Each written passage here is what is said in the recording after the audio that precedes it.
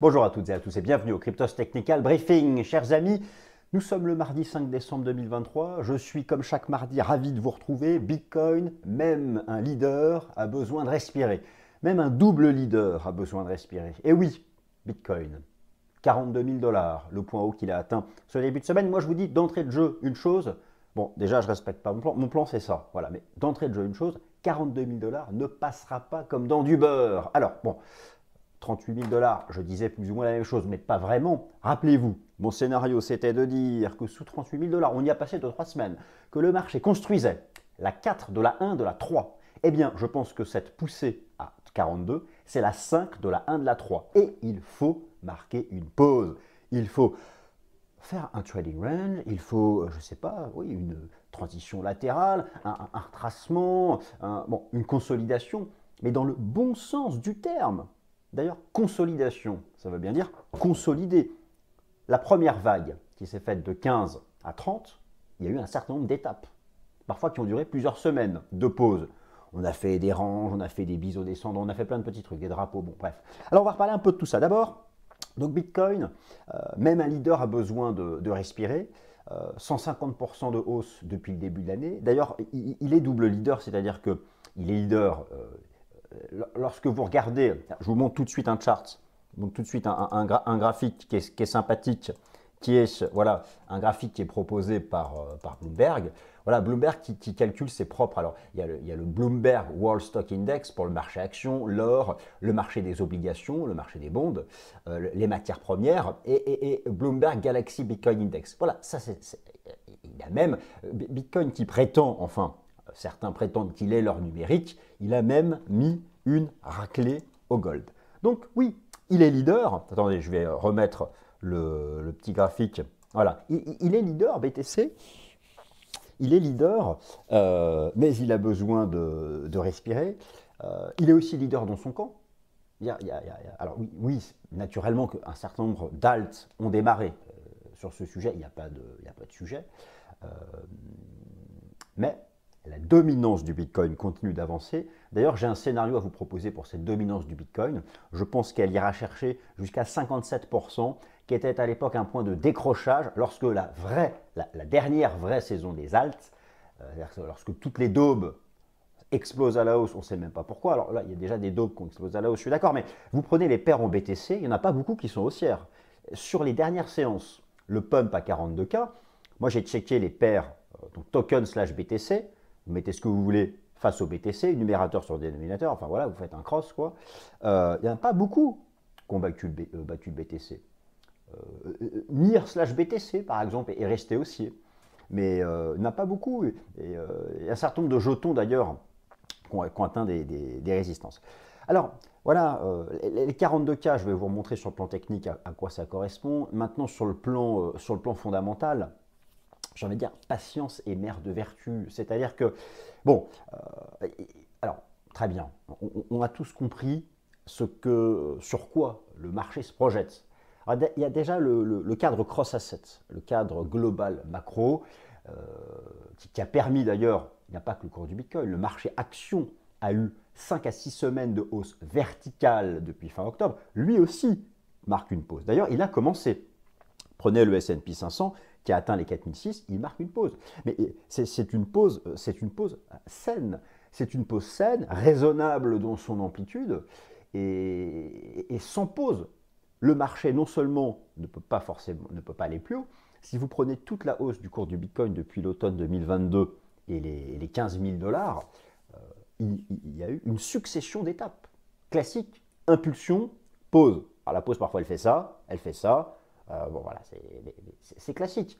Alors, 38 000 $, je m'interrogeais de savoir est-ce que c'était le bon niveau.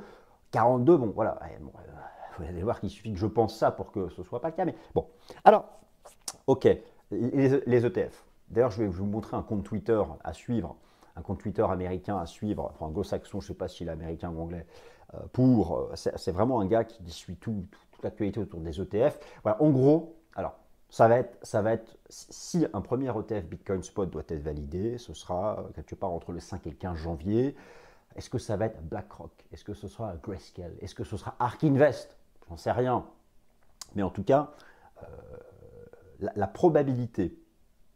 probabilité est actuellement de 90% qu'un premier ETF Bitcoin Spot reçoive le tampon OK de la SEC début janvier. C'est aussi un risque, c'est-à-dire que si la probabilité implicite est actuellement de 90 et que ce n'est pas le cas début janvier, voilà, donc il faut faire attention à ça. Alors après, oui, 2024, on a tous compris le combo parfait, la baisse des taux d'intérêt du marché, le pivot des banques centrales, le fameux halving qui arrive vers mars, je ne sais pas pourquoi j'ai dit le halving tout simplement, pas obligé d'insister sur le H. Bon, mars, avril, oui, c'est vrai d'ailleurs, je vous ai remis ici le stock to flow model, je vais vous le montrer dans un instant. On répète, on a trois exemples dans le passé, c'est vrai qu'on répète. Alors 50K, c'est d'ailleurs la ligne du stock to flow model. Bon, clairement, la masse n'est pas là. La masse n'est pas là. Vous allez voir que les recherches Bitcoin sur Google Trends sont au plus bas. Il y a eu un petit truc, un petit machin qui frétille comme ça. Mais c'est au plus bas. Donc ça n'a pas commencé. On est encore dans la phase de déni. La hausse a été, alors bien sûr qu'il y a des acheteurs, il y a eu aussi dans le pump récent, entre 38 et 42, c'est une succession de petits short squeeze. Je vous avais montré, je vous montre régulièrement chaque semaine la map de liquidité. À chaque fois, on va chercher les stops. Voilà. Donc, là, on a évité quand on était sous 38, il y avait le risque de taper 34 où il y avait tous les stops des acheteurs. Il y avait la possibilité de soit de faire un range 35-38, vague 4, c'était un triangle, rectangle ascendant, d'aller chercher 42, on l'a fait. Maintenant, les stops des acheteurs, tout est encore à 34. Bon, voilà. Alors, on a ouvert un gap, des gaps partout, des gaps hebdomadaires en début de semaine sur Ethereum, sur Bitcoin, sur un certain nombre sur par exemple l'action Coinbase au Nasdaq ou encore l'action MicroStrategy. Vous savez, MicroStrategy, c'est une boîte de la tech, mais c'est le premier holder de BTC. Ils ont 6 milliards de BTC. Ça fait partie des baromètres à suivre. Bon, alors ces gaps qu'on a ouverts, quelle est leur nature? Gap de rupture, de continuation, d'épuisement, ça on va le savoir. Tout l'enjeu de la semaine, c'est de parvenir à tenir la partie haute de ces gaps. Donc ça, c'est des choses qu'on va regarder ensemble. Allez, on regarde les charts parce que ça fait déjà 7 minutes là que je pars un peu dans tous les sens. Alors, donc oui. Alors, Bitcoin leader annuel de toutes les classes d'actifs. Oui, voilà, bon, on a compris. C'est là, vous avez sous les yeux la performance comparée de toutes les classes d'actifs. Alors, j'ai fait une sélection d'actifs au sein de ces classes d'actifs. Donc, on a un Bitcoin qui a 150% de hausse depuis le début de l'année, Ethereum 84%. Alors, c'est une année risk-on parce que vous observez la performance des indices boursiers. Après, voilà, c'est vrai qu'il y a 3 fois la performance du Nasdaq 100, c'est pas rien. Donc, là-dessus, c'est vraiment costaud. Bon, là, je vous remonte le fameux stock to flow model. Ce stock to flow model qui est un modèle d'évolution prospective du prix du Bitcoin en tenant compte du halving, de la division de la prime de minage à intervalles réguliers.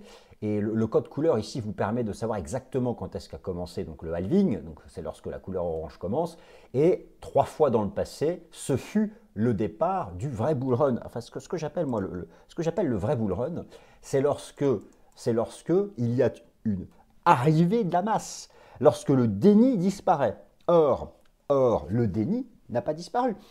Nous sommes pour moi toujours dans la phase de déni, dans le sens où la masse est encore en plein doute. Voilà, donc c'est vraiment la phase initiale. C'est vraiment la phase initiale. Et un des meilleurs baromètres pour ça, ce sont les recherches Bitcoin sur Google. Et donc, voilà, là vous aviez donc ça c'était le pump de 2020, début 2021. Là, ça a été l'automne 2021. C'était ici, pardon, l'automne 2021. Alors là, ça a été c'était dans le bear market, je crois que là, ça devait être la faillite du stablecoin Terra. Là, vous voyez, il y a eu un micro-truc lorsqu'on est monté à 32 000, et depuis, ça retombe. Donc, on n'est pas du tout encore dans une phase de participation de la masse. Alors oui, voilà, donc c'est intéressant de noter le code couleur. C'est vrai qu'on reproduit le schéma du passé. La couleur devient de plus en plus devient de plus en plus foncé. Et donc voilà, on approche du halving qui est attendu là vers mars-avril. Alors qu'est-ce qu'on va faire? Est-ce qu'on voilà, on va comme généralement rejoindre la ligne du stock to flow, faire une pause et attendre cette partie-là pour accélérer? On verra bien. Bon, ce n'est que le stock to flow modèle. En tout cas, ça fait partie des choses sur lesquelles le marché s'appuie. Alors après, voilà, Bitcoin, ça reste le patron à l'extérieur, le patron dans son propre camp. Jusqu'où peut remonter la dominance du BTC, sur laquelle on peut faire une analyse technique complètement standard, chartiste. C'est vrai qu'on a eu longtemps ce canal, très bien, on en est sorti par le haut, c'était au printemps dernier. C'est intéressant de noter qu'on en est sorti par le haut, et c'est lié à quel événement? Juin 2023, c'était juin 2023, sur le cours du Bitcoin, c'était ce pump-là, c'était, que je ne vous dise pas de bêtises, voilà, c'était ça, c'était ce pump-là.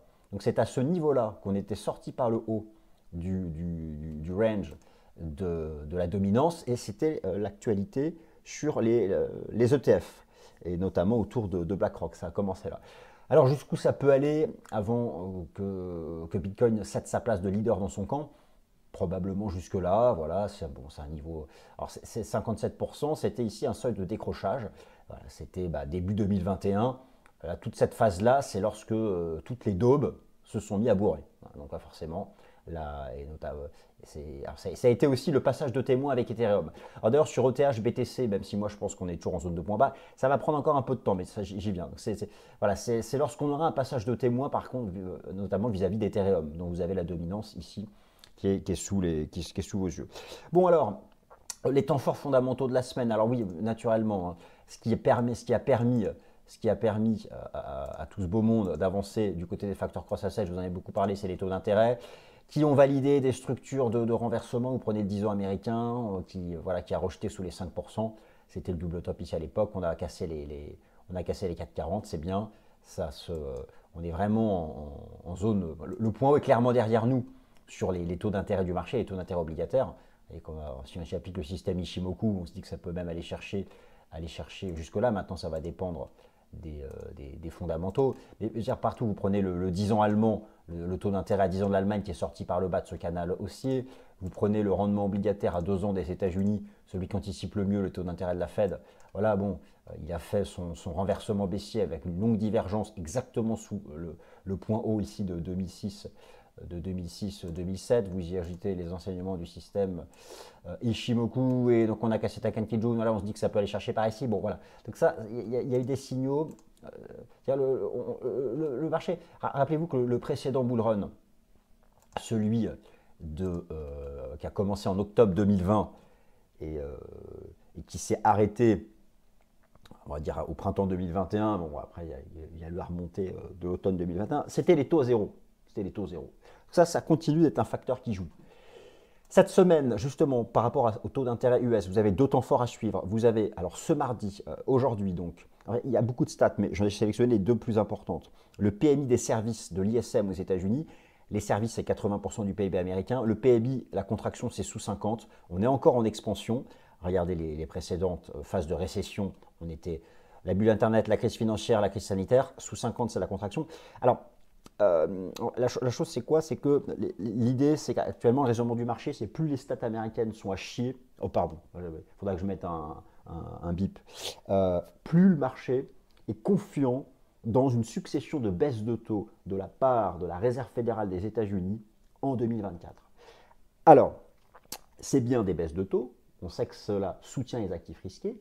Par contre, s'il y a une cascade de baisse de taux, il ne faut pas que ce soit non plus pour une mauvaise raison. La bonne raison, c'est la désinflation. La désinflation, elle est en cours. Je vous ai montré ça la semaine dernière. Depuis, le PCE a été mis à jour. Il tend vers 2%, 3 pour la version nominale, 3,5 pour la version sous-jacente, mais ce n'est pas 2. Alors, voilà, ça il faut, voilà, on a besoin. Les Américains parlent de reality check. Reality check, c'est-à-dire qu'il y a les anticipations et il y a ensuite le chiffre macro réel qui arrive. Et il faut cocher la case « Ok, on ne s'est pas trompé dans les anticipations ». Donc ça reste une thématique permanente, au moins mensuelle, puisque ces taux d'inflation sont mis à jour chaque mois. Donc le PMI des services, on a envie qu'il aille sous 50 pour accélérer le pivot de la Fed, pas trop bas non plus. Et cette semaine, vendredi, la mise à jour du rapport NFP aux États-Unis. avec, là vous avez le nombre de chômeurs aux États-Unis, et on sait que si le taux de chômage qui a commencé à prendre une pente haussière accélère à la hausse, cela accélérera le pivot de la Fed. Il ne faut pas non plus que ça monte trop, car si cela monte trop, ça veut dire que les entreprises ont des difficultés, qu'elles craignent pour leurs marges, et ça peut agir sur les actifs risqués à la baisse. Donc vous voyez, c'est un peu touchy. Alors, le dollar US. Alors là, attention, le dollar, on sent que ça bataille. Le dollar US, il a eu sa correction.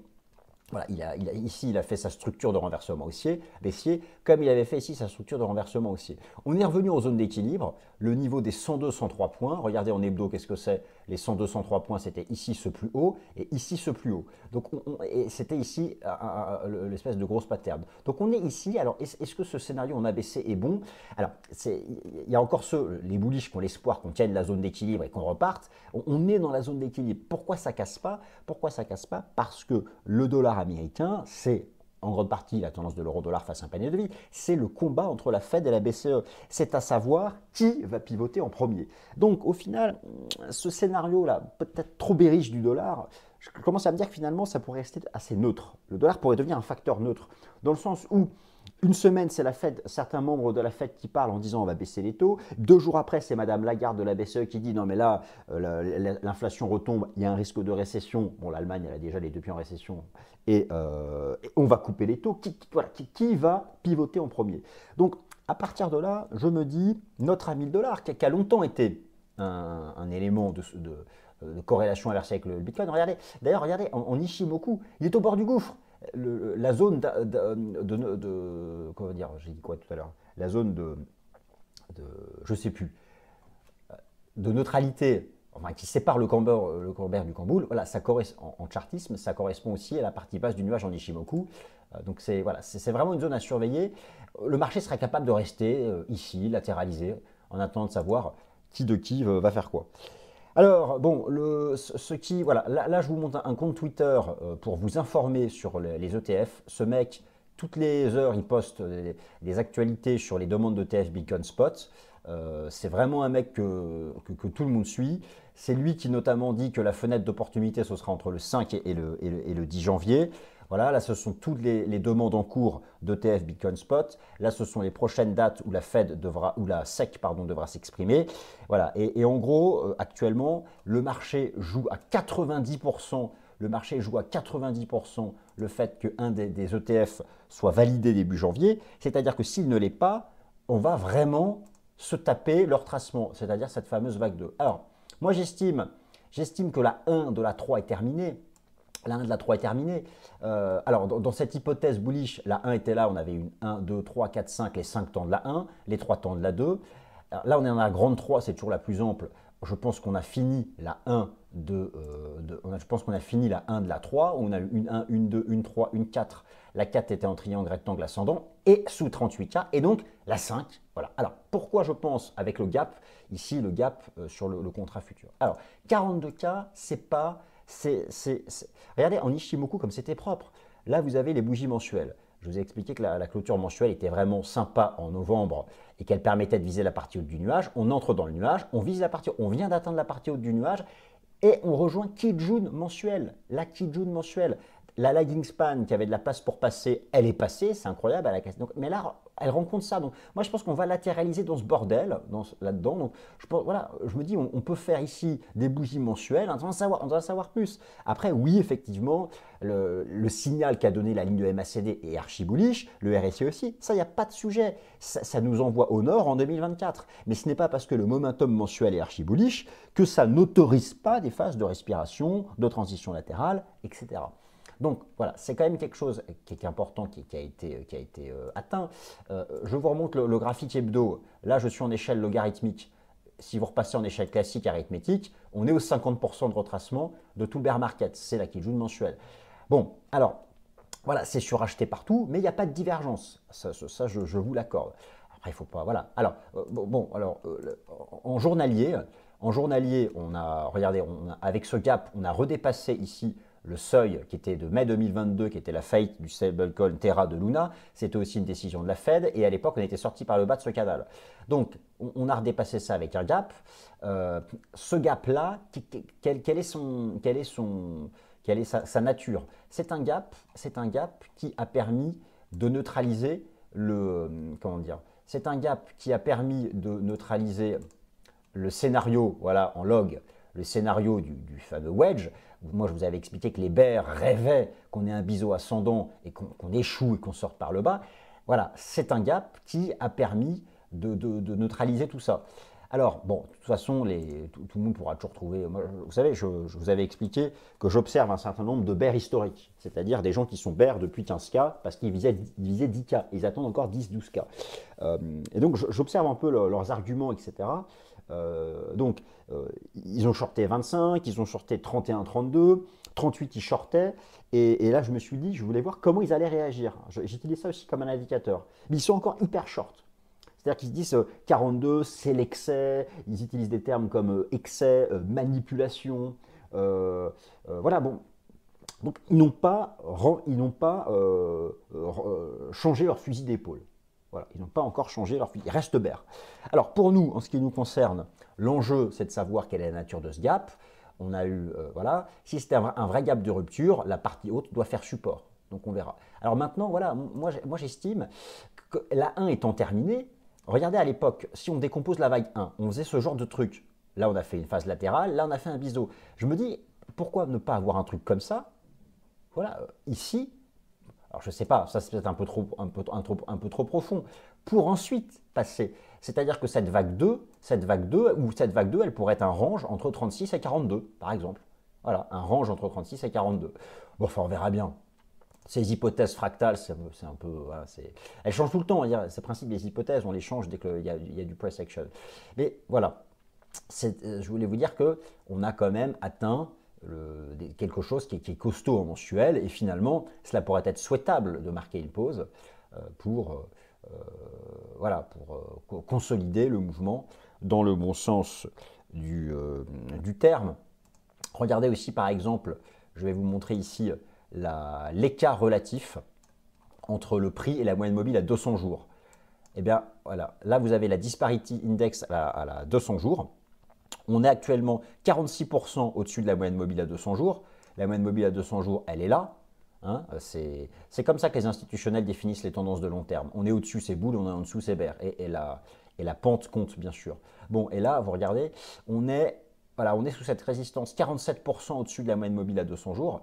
Donc ça renforce quand même le rôle des 40-42K en résistance.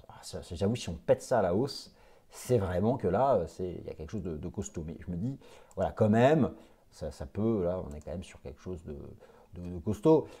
Voilà, on peut au moins prendre le temps de faire quelque chose de latéral ici.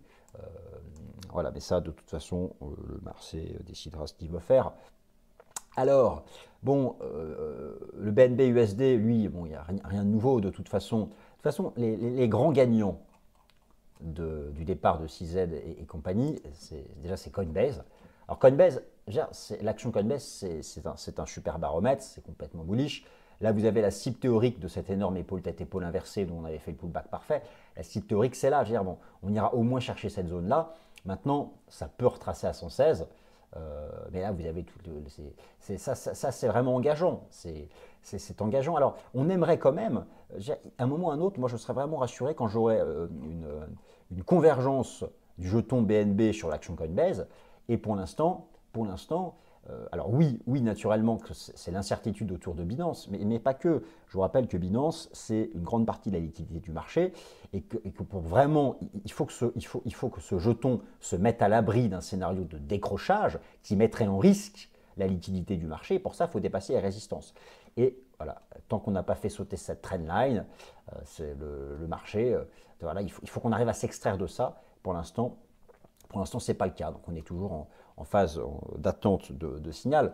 Après, vous avez dans les autres baromètres intéressants à suivre, vous avez l'action de MicroStrategy, pareil, qui a ouvert son gap. C'est le plus gros holder, la plus grosse entreprise cotée qui détient des BTC. Ils ont 6 milliards de BTC. Voilà, ça, c'est des choses sur lesquelles on peut faire l'analyse technique en convergence avec celle du BTC. Alors, ETH, alors ça, c'est intéressant. C'est pour ça que, vous savez, c'est un gap hebdomadaire qu'on a ouvert ici. Tout l'enjeu de la semaine, c'est de tenir la partie haute. Sur Ethereum, il y avait la résistance majeure ici des 2160 $, qui était le point bas ici de janvier 2022, c'était cette résistance. Alors, on tente de dépasser la résistance avec le gap. Voilà, il faut parvenir en fin de semaine, en parvenant à se maintenir au-dessus des 2160. Idéalement, si c'est un vrai gap de rupture, il ne faut pas le combler. Il faut pas le combler. Donc ça, je suis ça. Le meilleur scénario serait d'enchaîner les bougies daily au-dessus de la partie haute du gap pour vraiment être assuré. Parce que si on comble le gap et qu'on réintègre 2160, ça aurait été un bull trap.